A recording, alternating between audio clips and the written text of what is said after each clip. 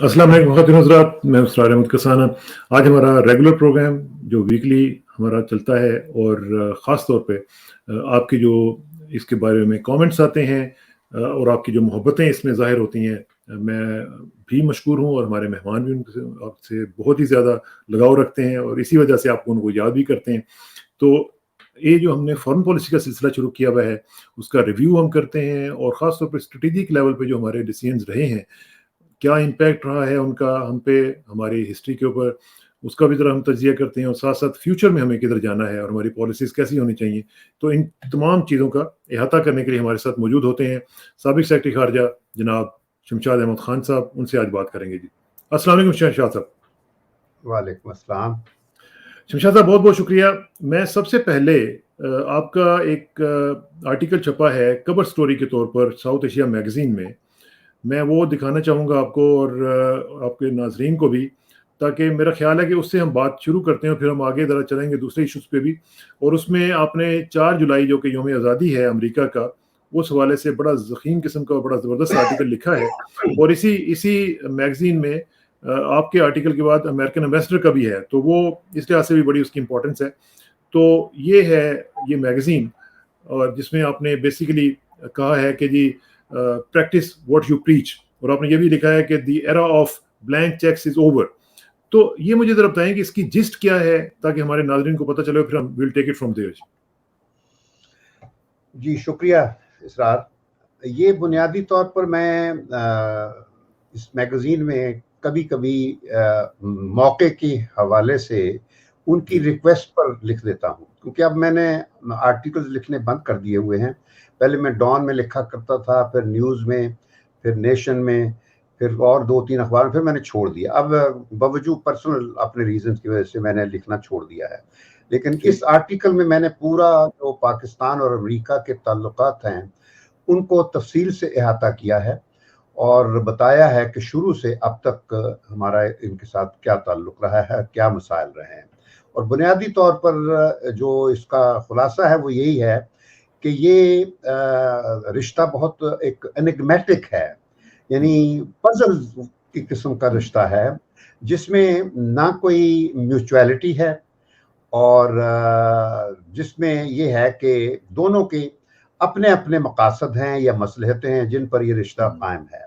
America को पाकिस्तान की जो सर्द जंग के हवाले से जो अहमियत थी वो चाहिए थी, और हमें हमारे हुक्मरानों को इक़्तिदार में रहने के लिए अमेरिका की हिमायत चाहिए थी। बस इससे ज़्यादा हमारे हुक्मरानों का कोई कंसर्न नहीं। मैंने सब चीज़ें ज़ाती तौर पर देखी हुई हैं, बल्कि मुल्क को अपने हुक्मरानों की सोच से बचाया हुआ है अमेरिका के हवाले से।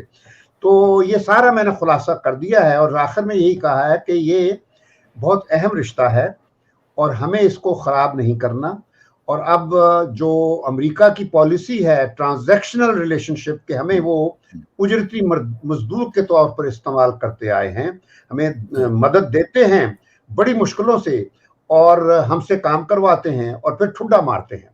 तो मैंने कहा है कि वो जो फेज़ है वो ख़त्म हो जानी चाहिए, बिल्कुल उसी तरह कि जिस तरह अब हमारे लिए भी अपने जो हुक्मरानों के ज़ाती मफादात की बिना पर सारे ये ताल्लुकात हैं वो ख़त्म होने चाहिए। तो क्योंकि इनको भी एहसास होना चाहिए कि अमेरिका की तरफ से ब्लैक चेक्स अब नहीं मिलते। असल चीज़ वही है, चाहे वो IMF हो या कोई भी तरीका हो, चाहे वो कैरी लूगर बिल हो, हर एक में छुपी हुई नहीं साफ शराइत होती हैं कि आपने ये करना है तो हम देंगे। आजकल कोई चीज़ मुफ्त नहीं मिलती है और बदकिस्मती ये है इसरार के हमने 75-76 साल अपनी जिंदगी के, कौमी जिंदगी के ज़ाया कर दिए हैं। और इसमें सिर्फ सिविलियन हुक्मरान नहीं है, फौज बराबर की शामिल है। बल्कि मैं तो आपको अगर मिसाल दूं कि जो जुलाई वो क्या था, हाँ जुलाई 98 में जब हमने न्यूक्लियर टेस्ट किए थे, तो उस वक्त अमेरिका की तरफ से जिस किस्म की हमें धमकियां थी, मई 28 को, मई 28 को, तो उसने धमकियां दी थी हमारे पाकिस्तान को कि हम जब कहते थे कि इंडिया ने कर दिए और तुमने कुछ नहीं कहा और अब तुम हमें रोक रहे हो, कहते इंडिया गंदा बच्चा है, तुम गंदे बच्चे, یعنی اب دیکھیے گندا بچہ کہہ کے وہ ایک طرح سے انڈیا کو اپنا بھولا سا وہ بتا رہے ہیں کہ یہ ہمارا بیبی ہے تو وہ گندا کام کیا، تم نے گندا کام نہیں کرنا، تم نہیں کرنا۔ اچھا اس میں شمشاد صاحب ایک چیز بڑی امپورٹنٹ آپ نے بات کہی ہے، وہ یہ تھی جب آپ نے کہا کہ میں نے ان سیاستدانوں کے ڈینجرس خیالات سے اس ملک کو بچایا ہوا ہے۔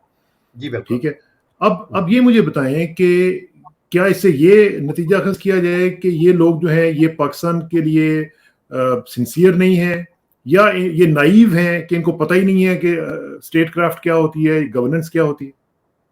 میں آپ کو ایک چیز بہت صاف کہوں گا کہ یہ دونوں اس وقت تو ہمارے ہاں جو ایک سیاسی سسٹم ہے اس کا آوے کا آوا بگڑا ہوا ہے، اور وہ اسی وجہ سے ہے کہ یہ سیاسی جو فیملیز ہیں دو جنہوں نے یہ پاکستان قبضے میں کر لیا ہوا ہے، کیونکہ انہوں نے تو اب راجدھانیاں بنا لی نا کہ ہمارے بعد ہمارے جو وارث ہیں وہ چلتے جائیں گے، یہ اس میں اور وہ بادشاہتوں والے مسئلے میں کوئی فرق نہیں ہے۔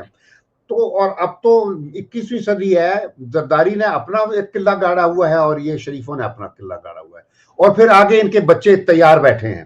تو یہ میں کہتا ہوں اس سے بڑھ کر کوئی بد نصیبی کسی قوم کی نہیں ہو سکتی جہاں دو کرپٹ فیملیز آپ کے ملک کی تقدیر اپنے ہاتھوں میں لے لیں۔ تو یہ ہے، یہ جو آپ کہتے ہیں نائب، میں کہتا ہوں اس سے بھی کوئی سخت کوئی فقرہ ہو وہ کہنا پڑے گا، کیونکہ ان کو پاکستان کا کچھ کوئی احساس نہیں ہے۔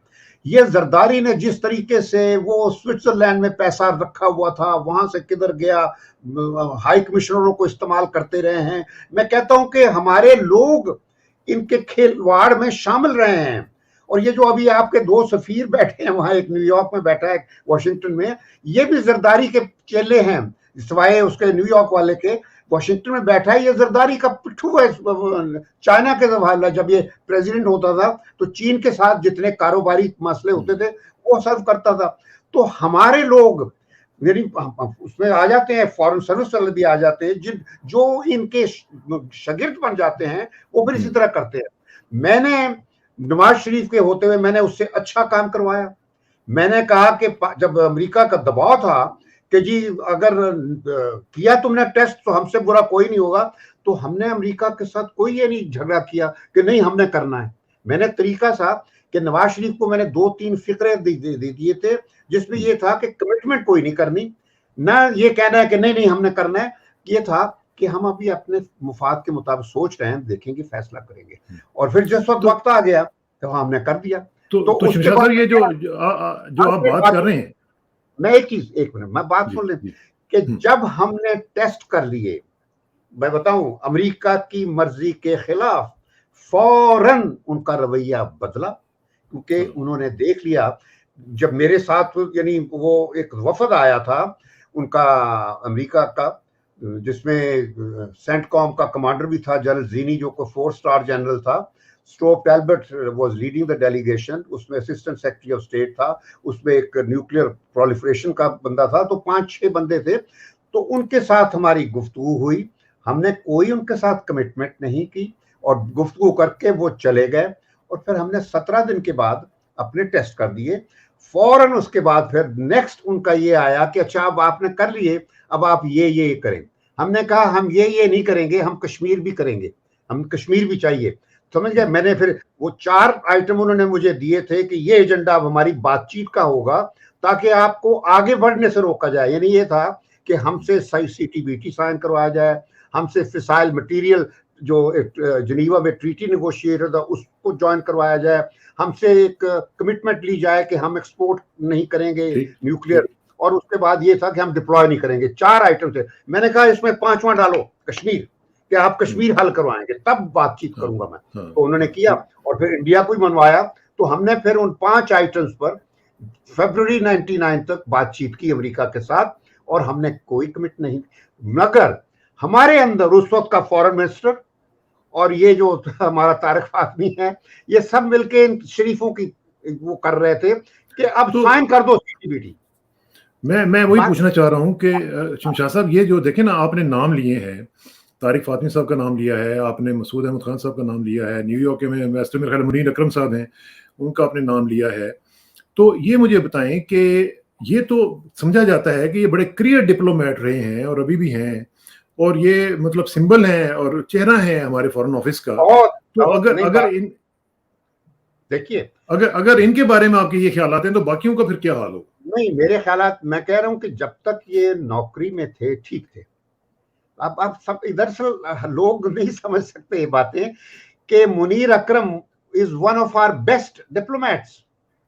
لیکن بات یہ ہے کہ جب وہ اپنی مدت پوری کر لے, اس کے بعد بڑھا 70 سال کے بعد جب بندہ ہوتا ہے وہ نہیں وہ کام کر سکتا جو کہ وہ ان ایکٹیو سروس میں کرتا تھا. اس وقت بھی اس نے جنیوا میں ہیومن رائٹس کے ایشو پر ایک ووٹ کروا دیا تھا جس میں ہمیں شکست ہوئی, جس پہ ہم نے اس کو معاف کبھی نہیں کیا. جنیوا میں ووٹ کروایا تھا اس نے.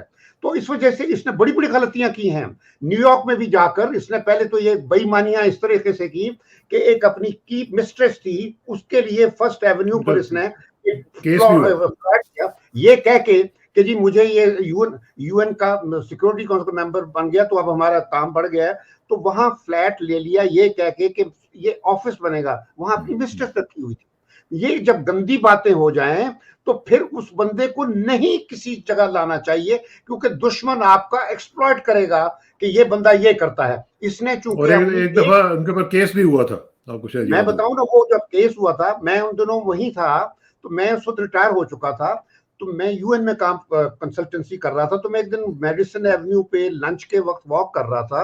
اتنے میں میرا ایک دوست گورنمنٹ کالج کے زمانے کا جو کہ مینیجر تھا اس ہوٹل کا, جو میری جو امبیسڈر کی ریزیڈنس تھی امریکہ نیو یارک میں, پاکستان کے امبیسڈر کی, تو اس کا مینیجر تھا. تو وہ سامنے سے آیا تو اس نے مجھے جفی ڈالی, مگر ساتھ ہی کہنے کا رانا تو کی کیتا. اس نے یہ کہا, رانا مجھے کہتے تھے, کوئی رانا تو کی کیتا. میں کیا ہو گیا, کہتے تو وہ کڑی نو لو لوہان کر دیتا.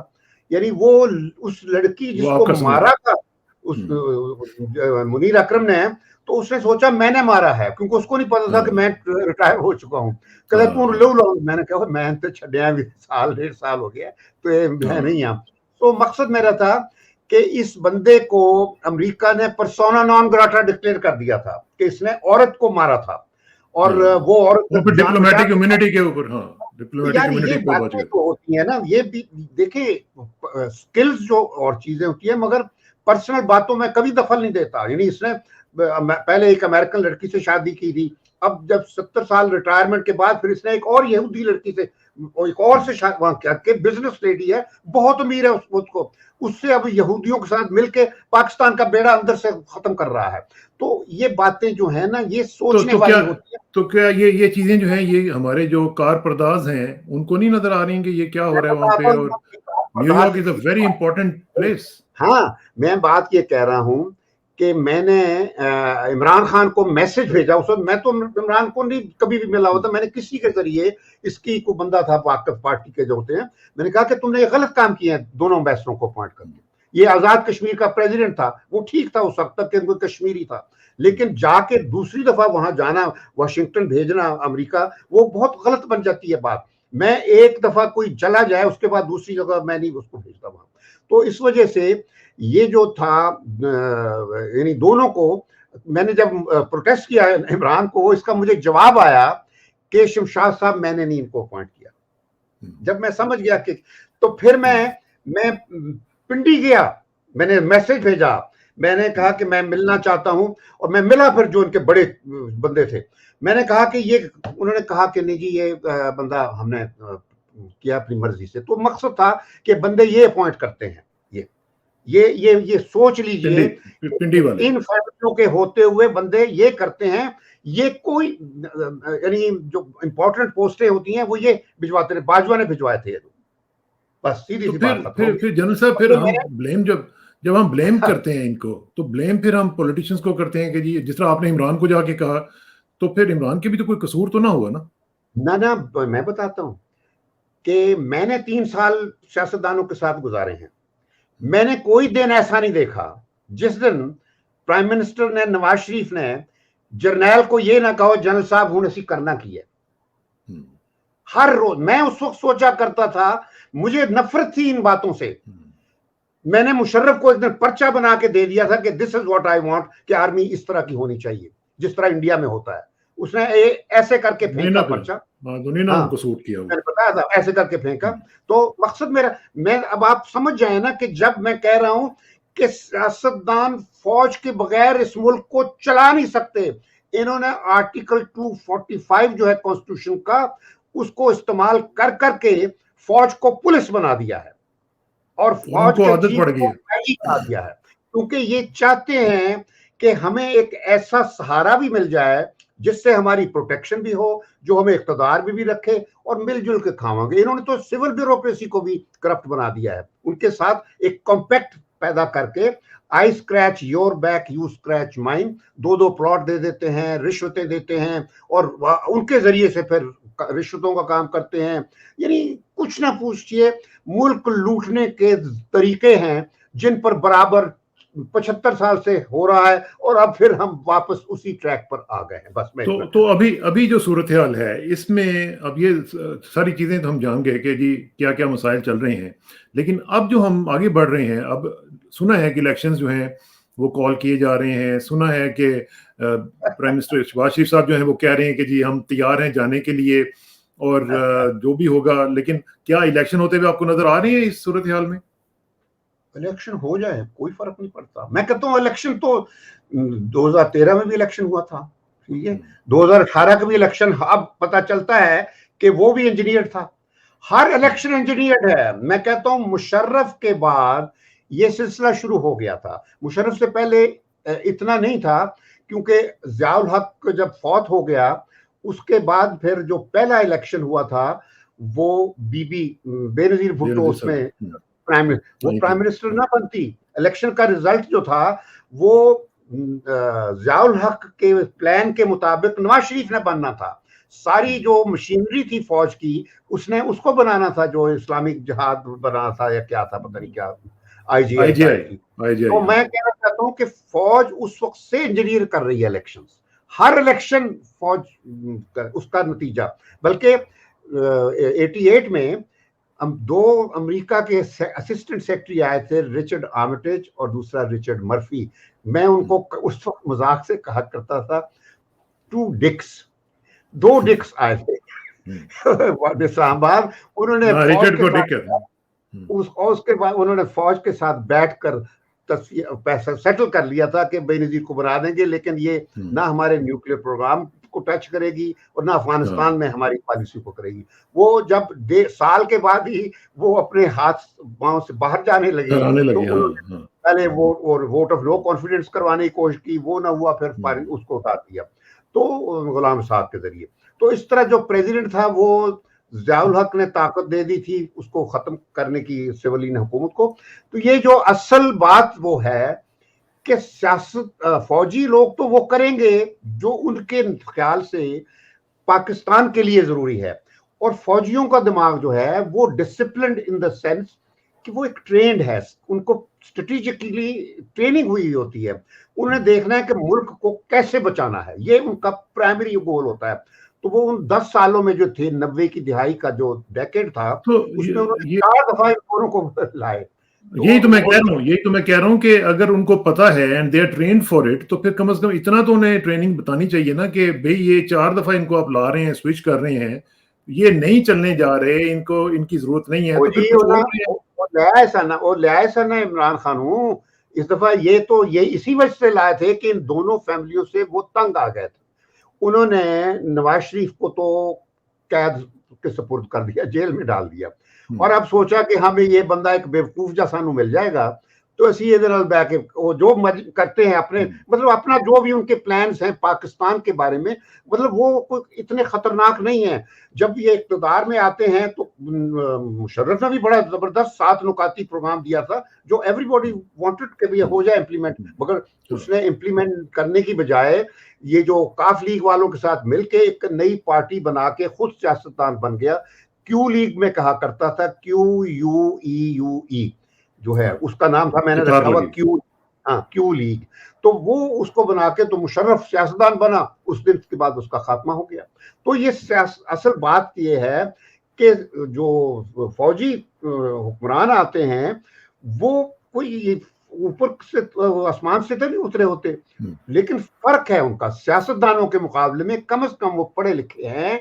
मतलब है ये जो मौलाना फजल रहमान जैसी शख्सियतें तो नहीं मुल्क की तकदीर करती ना, एक फौजी बैठा ठीक है, मगर ये शमशाद साहब देखें, ये नहीं कह रहा फौजी इख्तिदार में आए, मेरी तो ये था कि कोई इमरान जैसी शख्सियत सोच वाला बंदा आ जाए, मगर मैं इन सियासतदानों को मैं कहता हूँ ये कोई हल नहीं है। ये सियासतदानों 75 सालों में हमें वहां पहुंचाया है जहां खड़े हैं। अब कोई भी आ जाए तो वो होना चाहिए, उसका वही था कि लेट द पीपल डिसाइड। वहां बाजवा ने गड़बड़ कर दी। Bajwa should have allowed the people to decide at that time, जब वो कह रहा था कि जी गलतियां सबसे हो जाती हैं, हमसे भी हुई, अब now but let's move ahead. उसने जब लेट्स मूव अहेड कहा था, मैंने उसी वक्त कहा था कि काश वो इतना कह देता कि लेट द पीपल डिसाइड। तो आज हमारा नक्शा बिल्कुल तो ये होता है, ये जो कि बाजवा अंडर प्रेशर था दोनों फैमिली से, उनके साथ already he was in league with them, सियासी मंसूबाबंदी कर ली थी उसने। तो है तो खेल फौजी का, मगर ये फौज उस वक्त तक ये खेल खेलती रहेगी। ये मैं फौज को सपोर्ट नहीं करता। आपके जो आपके जो व्यूअर्स समझते हैं कि मैं फौज की सपोर्ट, मैं कभी फौज की सपोर्ट नहीं करता, मगर मैं इन सियासतदानों के मुकाबले में फौज को प्रेफर करता हूं। ये जो दो फैमिलीज हैं मैं आपको बता दूं, तो जब आप प्रेफर करते हैं तो यही तो बात मसला है ना कि बाकी लोग भी प्रेफर करते हैं, वो कहते हैं कि ठीक है उस रोल में जो ये कर रहे हैं, क्योंकि फौज ऊपर बैठ के कभी भी इस मुल्क को सीधे रास्ते पर नहीं ले जा सकती। ये भी वक्त सुन ले, ये नहीं ले जा सकती। भाई बात जिस तरह बर्मा है, आप देख लीजिए वहां बैठी है फौज, तो दुनिया में वो बिल्कुल एक पराया स्टेट बन गई, बन गया। तो मैं वो नहीं चाहता। मैं ये कहता हूं कि कोई अच्छा सा बंदा सामने आ जाए, उसको भी रखें और एक तहजीब सिविलाइज तरीके से इस मुल्क को। तो शमशाद साहब एक अच्छा बंदा लेके आए थे ना, तो वो उसको खुद ही निकाल दिया। मेरी बात सुने ना, असल चीज यही आई ना कि यही तो बात है कि सियासतदान हमेशा अपनी उसमें सोच में कोई है ही नहीं है बंदा सिवाय इन लोगों, जो दो फैमिलियां इनको सिवाय अपने खानदान से कोई और, उस बंदे के पास अच्छा बंदा नहीं था। सारे के सारे बाजवा ने दिए हुए थे बंदे। उसने कहा था, मैंने जब उसको कहा कि you are surrounded by vultures, कहता है शमशाद साहब मुझे तो ये सब इन्होंने दिए हुए थे, इन्हीं सिवाय उसकी अपनी पार्टी के असल जो बंदे थे वो उन्होंने दिए थे, मुझे उसने कहा था खुद का, उसके बाजवा ने दिए थे। और जब इसने पर निकाले इमरान ने, तो वहां इनको पता चल गया कि ये तो हमारे काम का बंदा नहीं है। उस हद तक तो मैं अब ब्लेम करता हूं कि ये फौज का काम नहीं है कि वो अब डिसाइड करे कि किसने रूल करना है किस नहीं। इसमें कोई जरूर तब्दीली आनी चाहिए, मगर वो सिर्फ उस वक्त आएगी जब इस मुल्क के अवाम बाहर निकलेंगे। ये सोचना कि ये शरीफ फैमिली आपको कोई मुल्क का वारिस दे देगी, नहीं देगी। वो हमजा शरीफ होगा या मरियम होगी या बिलावल भुट्टो होगा, ये दो फैमिलियों से बाहर आप नहीं जा सकेंगे। इनके हवाले कर दिया गया है मुल्क। हाँ, हो सकता है कि चंद हफ्तों में, चंद महीनों में इन दोनों को भी निकालना पड़े, दोनों फैमिलीज को भी। फौज हो सकता है, देखें ना, फौज में, क्योंकि फौज इस तरह अनपढ़ लोगों पर मुश्तमिल नहीं है। मैं वही बार बार लोग समझते नहीं है, मैं कहता हूं फौज में लोग बहुत पढ़े लिखे हैं, वो हमसे ज्यादा पढ़ लिख गए हैं, क्योंकि उनकी यूनिवर्सिटियां में पाकिस्तान से बहुत, यानी दुनिया में कई यूनिवर्सिटियों से बेहतर हैं। एनडीयू जाके देखें, और वहां बाहर के फौजी अफसर आके ट्रेनिंग लेते हैं। सारे बड़े बड़े फौजों के सरबराह वहां पढ़ चुके हैं। तो ये चीज हमारे लोग नहीं सोचते, तंग नजरी में। मैं ये पूछना चाह रहा हूं कि इस वक्त जो सूरत हाल आप देख रहे हैं, इसमें हम देख रहे हैं कि इमरान खान के ऊपर केसेस का एक पूरा प्लंदा जो है वो इम्पोज कर दिया गया हुआ है। उसमें एक केस तोशा खाना का भी है, उसमें एक केस जो है वो टेररिज्म के हवाले से भी है। हाँ, तो मैं चाहता हूँ कि उसका जरा थोड़ा सा बताएं कि क्या ये कोई तरीका है कि इतना एक बंदे को जिच कर दिया जाए जिसने आपके मुल्क को सर्व किया हुआ हो। ये जब तक, अब अगर मेरी बात सुनिए, कि अगर इन शरीफों को और जरदारियों को ये एहसास होता कि हमें फौज का जो रोल है वो खत्म करना है, तो easiest thing should have been for the politicians to get together, اگر عمران خان اور یہ دونوں فیملی مل کے آپس میں بات کر کے فوج کا رول متعین کر دیں 2/3 میجورٹی کے ساتھ تو حالات فوج تو قبول کرے گی. جو آئینی طور پر یہ نہیں کرتے. اصل تو بات یہ ہے کہ سیاست دانوں میں اتنی اہلیت نہیں ہے کہ وہ اپنے پرسنل مفادات سے باہر کوئی چیز سوچے. وہ کبھی ملک کے بارے میں نہیں سوچتے. میں آپ نے سوال کیا تھا نا, جس دن سیاست دانوں نے سوائے عمران کے, عمران ایک ایسی سوچ تھا, میں اگین کہنا چاہتا ہوں کہ میں اس کو ایک فرد نہیں دیکھتا کبھی بھی. میں نے پہلی دفعہ اس ملک میں کسی بھی ایک ایسے بندے کی سوچ دیکھی جو فرق تھی, اور وہ فرق یہ تھی Pakistan first and foremost, commitment to Pakistan, courage to speak out اور انٹیگریٹی. یہ کسی سیاستدان میں نہیں ہے. تو اگر بلکہ سیاستدان, سارے کرپٹ سیاستدانوں کو بھی چاہیے تھا کہ اپنی کرپشن چھوڑ کے بجائے اپنی فیملی کے مفادات پر وہ اپنا فیوچر بلڈ کریں. سیاستدان اس ملک کو جڑوں کو مضبوط کریں. ملک کی جو کام انڈیا نے پہلے 3 سال میں کر لیا تھا, وہاں فوج کا رول انہوں نے متعین کر لیا تھا, وہاں لینڈ ریفارمز کر دی تھیں, وہاں کسی کے پاس وڈیرے زمینوں کے نہیں, لکھوں ایکڑ زمین نہیں ہوتی ہے, وہاں انہوں نے ایڈمنسٹریٹو ریفارمز کر لی تھی, ہر چیز انہوں نے کر لی تھی پہلے 3 سال میں, اپنا آئین بنا لیا تھا. ہم نے وہ کچھ بھی نہیں کیا. آئین بناتے ہیں وہ جعلی ہوتا ہے, بھٹو نے جعلی آئین بنوایا, اور اس کے بعد ہر بندے نے اس آئین کے ساتھ ایک کھلواڑ کی ہے, طرح طرح کی امینڈمنٹ کرتے ہیں اپنے. اب الیکشن ہونے اس سلسلے میں آئین کو تبدیل کیا جائے گا ان کے مفادات کو پروٹیکٹ کرنے کے لیے. پہلے 19ویں 20ویں امینڈمنٹ جو ہوئی وہ انہوں نے زرداری اور نواز شریف سے مل کے سارا کام اپنے مفادات کا. یہ الیکشن کمیشن جو بنتا ہے, یہ 2 بندے ان کے ہوتے ہیں, 2 بندے اس طرح ون ڈالی ہوئی ہے نا. تو وہ بندے جو الیکشن کمیشن ہے, یہ کوئی آزاد الیکشن کمیشن تو نہیں ہے, یہ فراڈ ہے سارا کچھ. میں بتا دوں آپ کو, ملک کی تقدیر اداروں کی وجہ سے خراب ہوئی ہے, کیونکہ سیاستدانوں, یہ فوج نے نہیں, فوج نے تو پھر فائدہ لیا نا. فوج جب دیکھتی ہے کہ سیاستدانوں نے ججوں کو آگے لگایا ہوا ہے, ججوں کے ذریعے کام کرواتے ہیں, تو پھر فوج نے بھی ججوں پہ دباؤ ڈالا. میں پھر کہتا ہوں کہ لوگوں کو سمجھنے کی ضرورت ہے. بالکل ایک یہ توشہ خانہ کے بارے میں آپ کہنا چاہ رہے تھے کچھ؟ توشہ خانہ بتاتا ہوں. دیکھیں یہ جو بالکل جج جو اس پہ ٹرائی کر رہے ہیں, میں کہتا ہوں ان کو کسی چیز کا پتہ ہی کچھ نہیں ہے, کچھ نہیں پتا کہ یہ ہے کیا توشہ خانہ کا کیس. دیکھیں تصور کیا, تصور ایسے ہے کہ یہ تحفہ دینے والی جو روایت ہے یہ مغلوں کے زمانے سے شروع آ رہی ہے پاکستان. دنیا میں نہیں ہے یہ تحفے دینے والی روایت. یہ باتیں سننے والی ہیں کہ 1600 جب جہانگیر جب اقتدار میں تھا مغلوں کا, تو اس وقت انگریز آ رہے تھے یکا دکا, انہوں نے آ کے ادھر جو تھا بنگال کی طرف, ٹیپو اور دوسرے, تو انہوں نے اپنی آمد و رفت شروع کر دی تھی. وہ ایسٹ انڈیا کمپنی وہ آ رہے تھے, تو انہوں نے فرینچ اور سب پرتگالیوں کو نکال کے تو تحفے, بڑے جہاز تحفوں سے بھر کے آیا. سر ٹامس رو تھا جو پہلا برٹش امبیسڈر بن کے آیا وہاں سے, کنگ جیمز نے بھیجا برطانیہ کا, کنگ جیمز 1 اس نے بھیجا. تو جب وہ تحفے دیکھے جہانگیر کی آنکھیں کھلی نہیں رہ گئی, وہ بڑا حیران ہوا کہ یہ کیا ہے. تو اس نے پھر شکریہ کا خط لکھا کنگ جیمز کو کہ یور میجسٹی تم نے جو بھیجے ہیں تو میرا طبیعت باغ باغ ہو گئی ہے, اور میں آپ کو ساری یہاں جگہ دوں گا, آپ آ جائیں تجارت کریں اور کوئی پروٹیکشن آپ کو ملے گی سارا, اور تحفے ضرور اور بھجواتے رہیں. یہ بھی کہا تحفے بہت اچھے. یہ باقاعدہ خط ہے, میں بتا دوں اس کا, میں نے اپنی کتاب میں اس کا ٹیکسٹ دیا ہوا ہے, پاکستان اینڈ ورلڈ افیئرز کی جو کتاب ہے اس میں دیا ہوا ہے. تو وہاں سے شروع ہوتی ہے کہ اس نے, جہانگیر نے یہ سلسلہ شروع کیا, اور پھر بلکہ جون کوئی 1605 یا جب شاہ جہاں آیا, اس کے دربار میں بھی ایک فرینچ ڈاکٹر آیا ہوا تھا اور وہ سرجن تھا. تو جب وہ وہاں سے ختم کر کے اس کی مدت وہاں جا کے اس نے کتاب لکھی اور اس میں دلی کے دربار کا نقشہ کھینچا.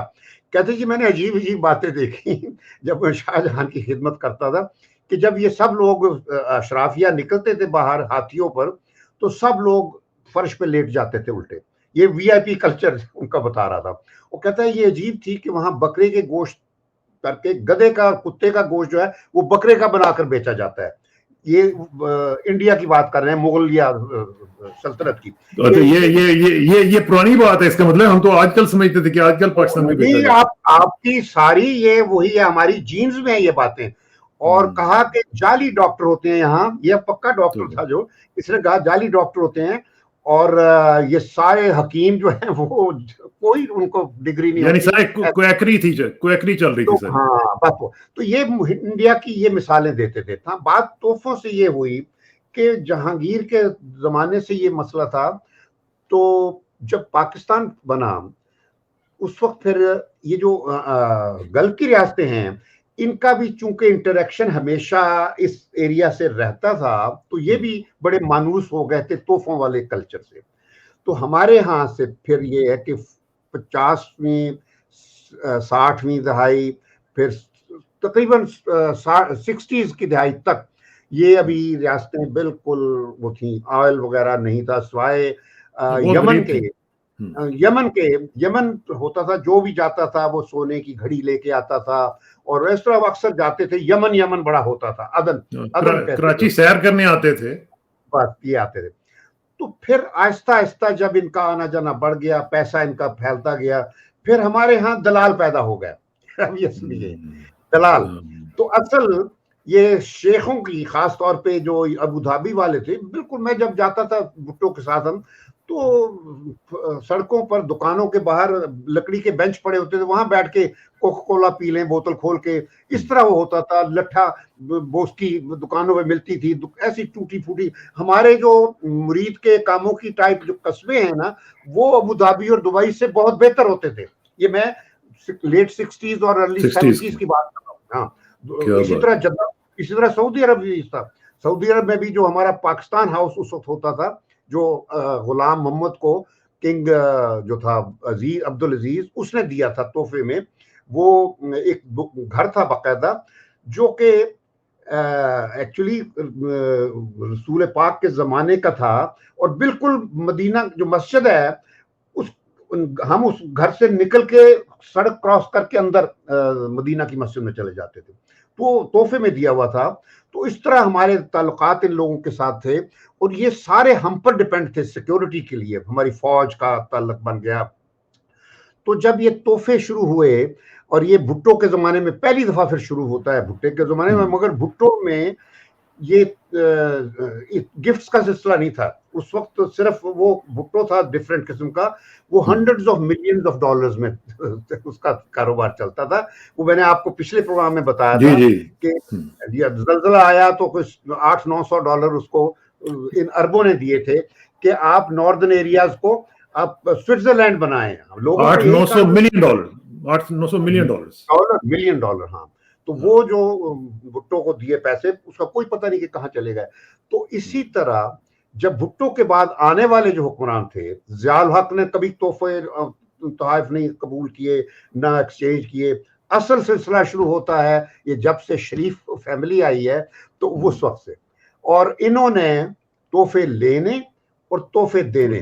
بلکہ نواز شریف کا تو یہ آپ کو بتا دوں کہ جب جیلانی نے پہلی دفعہ اس کو پک اپ کیا تھا فائنانس منسٹر اپوائنٹ کرتے وقت، تو اس وقت باقاعدہ ایک نواز شریف کا دوست ہوتا تھا، تلی کہتے تھے اس کو، طلعت، جو اس نے بعد میں ایگریکلچر ڈیولپمنٹ بینک کا پریزیڈنٹ بنا دیا تھا جو 2013 کے بعد. تو وہ گیا لندن سے، کیونکہ اس کا جو باس تھا he was my brother in the bank. تو اس نے میرے بھائی سے چھٹی لی کہ میں نے جانا ہے لندن، اور میں نے وہ گھڑی لانی ہے، میاں صاحب نے میں نے کہا کڑی جنرل جیلانی واسطے. تو وہ جنرل جیلانی کے لیے وہاں سے بڑی زبردست گھڑی لایا. تو یہ گھڑیاں پہلے دن سے چل رہی ہیں. پھر گھڑیوں کے بعد پھر گاڑیاں شروع ہو گئیں، اور ایک گاڑی پھر وہ آصف جنجوعہ جو ہوتا تھا آرمی چیف، اس کے گھر پہ چابی سمیت بھجوا دی گئی، جو اس نے انکار کر دیا. تو اس پہ پھر لڑائی ہو گئی ان کی آصف جنجوعہ کے ساتھ. پھر آپ کو تاریخ پتہ ہی ہے.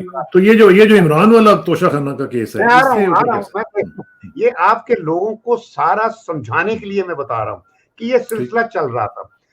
اور اب جب شیخ زائد وغیرہ جب آتے تھے، تو ان کو نواز شریف نے ان سب کو ایریاز الاٹ کر دیے. مطلب ہے کہ ایک شہزادے کو بہاولپور دے دیا دبئی والے کو, رحیم یار خان دے دیا تھا ابو دھابی والے کو, پھر کویت والا دے دیا, ایک اور شارجہ والا تھا, بلوچستان والا کسی اور کو دے دیا. اس طرح مختلف ایریاز میں, اور کوئی قانون نہیں تھا, کوئی آئین کے مطابق چیز نہیں ہو رہی تھی. یہ بادشاہوں کی طرف فیصلے ہوتے تھے, اور وہ ایریاز ہزاروں ایکڑ ان شہزادوں کو دے دیے. اور ان کے جب جہاز آتے تھے, انہوں نے اپنے اپنے ایئرپورٹ بنا لیے, جب جہاز آتے تھے تو لوکل مشینری, ڈسٹرکٹ مشینری جو تھی, ان کے ذمے یہ کام تھا کہ وہ جہازوں سے کنٹینر اترتے تھے تحفوں کے, وہ سب ان کے گھروں پر سیدھے چلے جاتے تھے. ٹھیک ہے جی. یہ 70 کی دہائی, اور اس کے بعد جب یہ آئے ہیں نواز شریف وغیرہ 80 بعد, مطلب متواتر اس وقت سے یہ شروع ہوا ہے کہ توشہ خانہ. تو بعد میں بتا رہا ہوں کہ جب میں فارن سیکرٹری بنا تو اس وقت مجھے پتا چلتا تھا کہ مجھے چیف آف پروٹوکول بتاتا تھا, تو ہمارا چیف آف پروٹوکول میں انوالو نہیں ہوتا تھا, یہ ڈسٹرکٹ کی ایڈمنسٹریشن ہوتی تھی. یہ چودھری منیر وغیرہ جو آج کل نام ہے بڑا, جہاں ان کی شادیاں وادیاں بھی ہو گئی ہیں فیملی, تو یہ تھے جو شہزادوں کی طرف سے آتے تھے, ان کو تحفے آ جاتے تھے. تو یہ بے تحاشا گاڑیاں نئی آتی تھی BMW, اور وہ گھروں پہ چلی جاتی تھی. تو کبھی کوئی وہ نہیں ہوتا تھا. مجھے یاد ہے کہ 98 میں 97 میں, یہ میں نے اپنی کتاب میں بھی لکھا ہوا کہ وہ نواز شریف کو میں نے اور قاضی وحید ہوتا تھا کیبنٹ سیکرٹری, میرا بیچ میٹ ہوتا تھا, ہم نے کہا کہ سر اس پہ کوئی قانون ہونا چاہیے, رول شول ہونا چاہیے. وہ پھر ہم نے رول بنوائے تھے کہ بھی اس کی جو ہے کہ تحفے جو کیونکہ پتہ ہی نہیں چلتا تھا, وہ گھروں جاتے تھے. ہم چاہتے تھے کہ ریاست کی چیز ریاست کے پاس آنی چاہیے, تو اس قسم کا ہم نے کچھ وہ بنوایا. تو لیکن جو چیز ہم چاہتے تھے وہ یہ نہیں کرتے تھے. تو یہ تو پھر ملک بیچنے کے مترادف ہے نا, یہ تو ملک بیچنے. میں کہتا ہوں 91 میں, اب آپ کو اصل بات بتا رہا ہوں, 91 میں ایئرپورٹ جو شمسی ایئرپورٹ ہے بلوچستان میں, اس کا نام پتہ نہیں کیا تھا, وہ نواز شریف نے ابو دھابی کے UAE کو دے دیا تھا. انہوں نے اس کو اتنا ڈیولپ کر دیا کہ بعد میں امریکنوں کو ضرورت پڑ گئی افغانستان میں ڈرونز لانے کے لیے. انہوں نے جناب وہ UAE سے لے لیا, اور UAE والا نے ان کو دے دیا, اور ہمارے لوگوں کو پیسے دے کے منہ بند کروا دیا. اور یہ جو سلسلہ ہے نا, یہ چلتا رہا. یعنی دیکھ لیجیے, آپ سن لیجیے بات, کہ شمسی بیس UAE کو انہوں نے تحفہ دیا, اس کے بدلے میں یو کانٹ امیجن کیا کیا ملتا ہے. اور وہاں سے پھر انہوں نے امریکہ کو دے دیا, اور امریکہ نے جو کچھ بھی دینا ہوگا ان کو دیا, مگر وہ ڈیولپ ایک ماڈرن ایئرپورٹ بنا دیا. ڈرونز اور F-16 وغیرہ وہ سارے وہاں سے چلتے تھے. وہاں سے جو ڈرون جاتے تھے وہ ہمارے ٹرائبل ایریاز میں لوگوں کو مارتے تھے. پھر آیا مشرف 2099 میں, مشرف نے وہ پھر باقاعدہ اس کو مزید ایکسٹینڈ کر دیا. امریکہ کو چاہیے لڑائی کے لیے, تو پھر وہ شمسی بیس امریکنوں نے استعمال باقاعدہ کرتے رہے. اب جو مشرف کو, اس نے پاکستان میں کچھ نہیں لیا, مگر اس نے پاکستان سے باہر بہت کچھ لے لیا. اور وہ یہ نہیں ہوتا, دیکھیں لوگ بے وقوف ہوتے ہیں, سمجھتے نہیں کہ بھی وہ جو کچھ ملتا تھا وہ سعودی اور UAE والے, وہ مشرف کو انہوں نے بہت کچھ دے دیا, دبئی میں بھی لندن میں بھی بہت کچھ دیا. تو یہ اس طرح ذاتی چیزیں لیتے رہے, ملک بیچتے رہے, اور ملک لٹتا رہا, ملک کٹتا رہا, لوگ مرتے رہے, بمبوں کا شکار ہوتے رہے. اور یہ جو رولرز ہے یہ اپنی بس کچھ نہ پوچھئے. تو یہ ہے آپ کی توشہ خانہ کی ہسٹری. نہیں بات پہلے یہ جو توشہ خانہ میں جو رول ہے وہ یہ ہے, اب یہ سمجھ لیجیے, بڑے طریقے سے میں بتا رہا ہوں. وہ رول یہ ہے, اور وہ قانون ہے بس بیسیکلی, کہ جو تحفہ ملتا ہے اس کی پرائم منسٹر کو پتا چل جاتا ہے کہ جی یہ لسٹ دی جاتی ہے, وہ پھر اس کی ویلیو کروائی جاتی ہے. وہ کوئی کیبنٹ ڈویژن, یہ بیوروکریسی آگے بہت بڑا ایک فراڈ ہوتا ہے. میں آپ کو بتا دوں, یہ سب سے بڑا فراڈ ان لوگوں سیاستدانوں کی وجہ سے یہ بیوروکریسی جو ہے وہ برابر اسی طرح بن گئی ہے. تو وہاں ان کی ایویلویشن ہوتی ہے. اس کے بعد پھر جس کو دیا, کیونکہ وہ تو دیتے ہیں نام سے کہ یہ اس کو دیا ہے, جس کو ملتا ہے اس کو بتایا جاتا ہے کہ اس کی یہ قیمت ہے, آپ دے دیں, جو بھی فارمولا ہے اس کے بعد یہ آپ کی ہے. تو مقصد یہ ہے کہ ایک قانون کے تحت ایک تحفہ جو آپ کو کسی باہر کے بندے نے دیا، یا تو قانون ہو نا کہ آپ کو تحفہ نہیں مل سکتا، پھر تو ہم ان کو کہیں کہ بھی تحفہ مت دو. جس طرح امریکہ میں تحفہ نہیں لیتے. نواز شریف ایک دفعہ جب گئے ہم 98 میں، وہ کلنٹن کی بیٹی کے لیے لے گیا زیورات کا سیٹ. کلنٹن نے انکار کر دیا. وہ پھر اس نے چھپ کے کہا کیمرے ہٹا کے کہ یہ میری بیٹی ہے، لیکن وہ کلنٹن نے لے کے پھر جب ہوا تو اپنے بھجوا دیا کہ جو کرنا ہے اس کو کر دو. مقصد ہمارے لوگوں کی عادت ہے. تو اسی طرح یہاں پہ یہ تھا کہ جب آپ کو ایک تحفہ آپ کے نام سے آپ نے خرید لیا، ٹھیک ہے جی، پھر وہ آپ کی ملکیت ہے.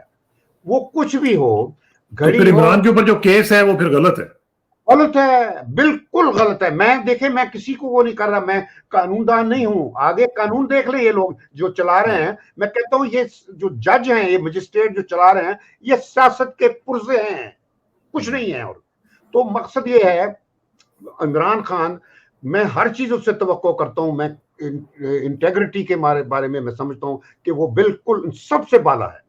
میں بتا دوں وہ بالکل ایک اور قسم کی وہ ہے، سوچ ہے وہ.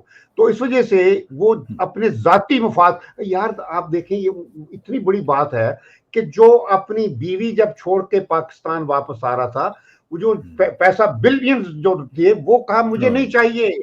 جب وہ یہ کر سکتا ہے تو یہ کہ یار 1 لاکھ روپے وہ کرے گا.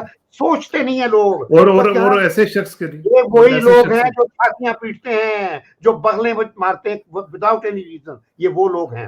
تو مقصد میرا کہنے کا ہے، جب چیز آپ کی ہو گئی، وہ آپ کی ملکیت ہے. آپ اس کو چھپڑ میں پھینک دیں، بیچیں یا نہ یہ کہتے ہیں کہ یہ سعودی عرب کے شہزادے نے دی تھی. یا سعودی عرب خانہ کعبہ کی جو تصویروں والے جائے نماز ہیں، وہ تو گلیوں میں بکتے ہیں یہاں پہ، ٹھیک ہے نا. تو مقصد میرا ہے کہ اگر اس پہ کوئی سعودی عرب کا نشان ہے یا کوئی ایسا، تو وہ اس کی ملک ہے، جو مرضی کرے، دیٹس ہز پراپرٹی. مطلب ہے کہ یہ کہنا کہ وہ استعمال نہیں کر سکتا. ان سے کس نے واپس لیے آج تک؟ انہوں نے جتنے تحفے ریسیو کیے ہیں، یا یہ بتا دیں شمسی بیس کے بدلے انہوں نے جو ملا، گاڑیاں، پتہ نہیں کیا کیا چیزیں، جو کچھ ملا شمسی بیس کے بدلے، اس کا پہلے حساب لیا جائے ان سے. 91 سے لے کر 2011 تک 20 سال یہ دوسروں کے قبضے میں دیا تھا. کہاں ہے آئین؟ قانون کدھر ہے؟ یہ سب چیزیں سوچنے والی ہیں. یہ توشہ خانہ کا فراڈ چڑھایا ہوا ہے انہوں نے. یہ صرف اپنے وکٹمائزیشن، اپنے حریفوں کو، اپنے دشمنوں کو کرنے کے لیے قانون کا تگڑا بگڑا بنا کر دیتے ہیں، اور اس کے حساب سے جس طرح مرضی.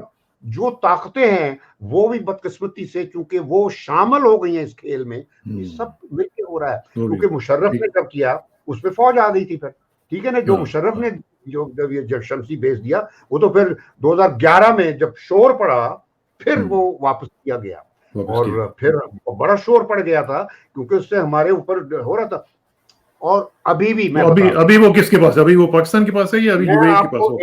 ایک چیز میں یہ کہنا چاہتا ہوں کہ اس وقت جب تھا مشرف کا وقت، تو بلکہ نواز شریف کا ہی وقت تھا، 98 کی بات کر رہا ہوں، کہ امریکنوں نے اسامہ بن لادن کو مارنے کے لیے افغانستان پر حملہ کرنا تھا 20 اگست 1998 کو. تو اس سے 20 اگست کو یعنی چند گھنٹے پہلے اس نے جوزف رالسٹن ہوتا تھا، جو vice chairman joint chief of staff ہوتا تھا امریکہ کا، 4 اسٹار جنرل. اس نے فون کیا جنرل کرامت کو کہ general I am here in the vicinity, تو can I come for lunch with you. دیکھیے اس نے کہا کہ لنچ کے لیے آ سکتا ہوں. تو آ گیا. خیر جہانگیر کرامت نے مجھے فون کر کے بتا دیا کہ بھئی یہ اس طرح ہو رہا ہے، because Jehangir Karamat was a very upright gentleman. اس نے نیوکلیئر ٹیسٹوں کے بارے میں بھی جو کچھ کرتا تھا وہ ہم بتاتا تھا کہ بھی میں اس وجہ سے نہیں چاہتا کہ یہ نواز شریف کو پتہ چلے کہ ذمہ داری کیا ہو. تو مقصد یہ تھا کہ وہ رالسٹن آیا، لنچ کر رہا تھا، اینڈ اس وقت اس نے کہا جنرل میں اس وجہ سے آیا ہوں اس وقت بتانے کے لیے ہمارے اس وقت میزائل چل رہے ہیں اور ہوسٹ اسامہ بن لادن کے لیے. ہم آپ کو وہ نہیں رکھنا چاہتے تھے، پہلے نہیں بتانا چاہتے تھے، کیونکہ ہمیں پتہ ہے کہ آپ کی ISI جو ہے اس نے ہم کو بتا دینا ہے. تو وہ یہ باقاعدہ اس نے کہا کہ آپ کے لوگ بتا دیں گے، اس وجہ سے ہم آپ کو چاہتے ہیں کہ بالکل میں یہاں پرسنلی بیٹھ کے اس نے جتنے بھی ہوئے، بلکہ ایک میزائل ہمارے ہاں گر گیا، ایک میزائل ہمارے ہاں، جس سے پہلے پتا چلا جی کو بندے مر گئے، لیکن بندے کوئی نہیں مرے تھے. تو وہاں بھی کنفیوژن پڑا. نواز شریف نے اس وقت رستم شاہ محمد تھا بیچارہ جو چیف سیکرٹری تھا کو وہاں نکال دیا. وہ تو افغانستان کا تھا بعد میں. تو اس سے چیف سیکرٹری تھا جب وہ میزائل ہوئے تھے غالب. تو اس طرح یہ پھر ہم نے سارا اس کو ہینڈل کیا. جل کرامت نے پھر سارے بندے اکٹھے ہو کے پرائم منسٹر کے ہاں ہماری میٹنگ ہوئی. تو اس وقت جو تھی نا گورنمنٹ نواز شریف کے زمانے میں دوسری ٹینور میں ایک گورنمنٹ کے طور پر ہم لوگ کام کر رہے تھے. یعنی جو تھا وہ ملک کے لیے کام کر رہا تھا. ٹھیک ہے نا. وہ اس طرح نہیں کر رہا تھا میں بتا دوں. وہ بلکہ اس کے بعد نواز شریف نے اس کو کیونکہ اس نے کہا کہ نیشنل سیکورٹی کونسل ہماری ہونی چاہیے. اب چونکہ ہمارے پاس نیوکلیئر وہ آ گیا ہے تو نواز شریف نے اس کو نکال دیا کہ اس نے یہ نیشنل سیکورٹی کی بات کیوں کی ہے. تو اس وقت یہی تو ہے یہ سیاستدانوں کی بات. جو ISI کا چیف ہوتا تھا اس کو کہتے تھے جنرل صاحب اسی ہوں کی کرنا ہے. ہر روز جب دیکھتے تھے تو میرا ہو جاتا تھا، غصے آ جاتا تھا کہ یہ کیا کرتے ہیں، کیسے حکمران ہے. خود جب ہم بیٹھے ہیں ان کو مشورہ دینے کے لیے اور ہم فوج کو مشورے دیا کرتے تھے. میں بتا دوں یعنی اس وقت مجھے بلکہ جب میں چائنا سے واپس آیا ہوں 19 یا 20 مئی کو چائنیز کو بتا کے کہ ہم ٹیسٹ اپنے کر رہے ہیں، تو اگلے دن ہماری GHQ میں میٹنگ ہوتی ہے. میں بریف کر رہا ہوں چائنا میں میری جو بات چیت ہوئی اس میں میرے ساتھ جنرل ذوالفقار گئے تھے جو اس وقت یہ جو تھی CPD کے ڈائریکٹر تھے، اور سلمان بشیر میرا اپنا تھا، اور ایک PAEC اٹامک انرجی کمیشن کا. تو میں میرے ساتھی تو ہم سب نے باقاعدہ پھر بریفنگ دی تھی. اور وہاں ایک افسر نے سینئر افسر نے یہ کہا کہ سر آپ تو جو کام کر رہے ہیں وہ تو GHQ کا کام کر رہے ہیں. یعنی GHQ اتنی مشکل وقت میں یو آر دی GHQ جو مطلب ہمیں کمپلیمنٹ کیا تھا. یہ ذرا تھوڑا سا آخر میں بہت ٹائم میرا خیال ہے کہ اب کافی ہمارے پاس 1-1.5 منٹ ہے. تو مجھے ذرا یہ بتائیں کہ یہ جو ملٹری کورٹس ہیں، جو بندہ جس کی انٹیگریٹی کے اوپر آپ کو شک نہیں ہے، جس کا توشہ خانہ کیس جو آپ کہہ رہے ہیں غلط ہے، اس کو سوچا جا رہا ہے کہ ملٹری ٹرائل اس کا کیا جائے. اور ابھی بائی دا وے پنجاب کے جو انفارمیشن منسٹر ہیں انہوں نے کہہ دیا کہ 58 کیسز جو ہیں وہ ریفر کر دیے گئے ہیں ملٹری کورٹس کے لیے. تو کیا اگر یہ ملٹری ٹرائلز ہوتی ہیں تو یہ درست بات ہوگی؟ جی نہیں، یہ تو صاف ہی بظاہر ہی لگتا ہے کہ غلط بات ہوگی، کیونکہ ان اینی کیس ملٹری کی کورٹس جو ہوتی ہیں بنیادی طور پر وہ فوج کے اندر لوگوں کو جو کوئی سزا دینی ہوتی ہے اس کے لیے ہوتی ہیں. ملٹری کورٹس کا سویلین کے خلاف کوئی ایکشن اصولاً نہیں ہوتا.